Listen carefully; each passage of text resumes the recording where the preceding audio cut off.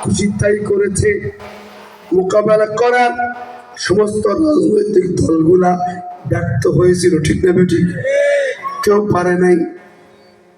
ওদের গুলি আর ওদের মামলা হামলার মোকাবেলা করতে কেউ পারে নাই।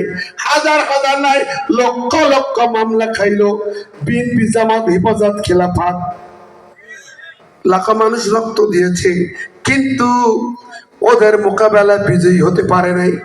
সর্বশেষ ছোট্ট ছোট্ট বাচ্চারা কেন বিজয়ী হলো? কিভাবে হলো? ইতিহাস কি বলে? বদর যুদ্ধে যান, ছোট্ট দুই বাচ্চা আবু জেহেলকে খতম করেছে, ঠিক কিনা ঠিক?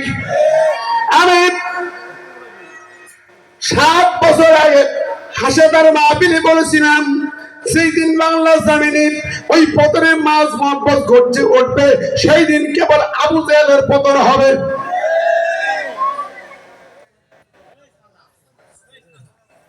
কি মনে আছে? কথা মনে আছে?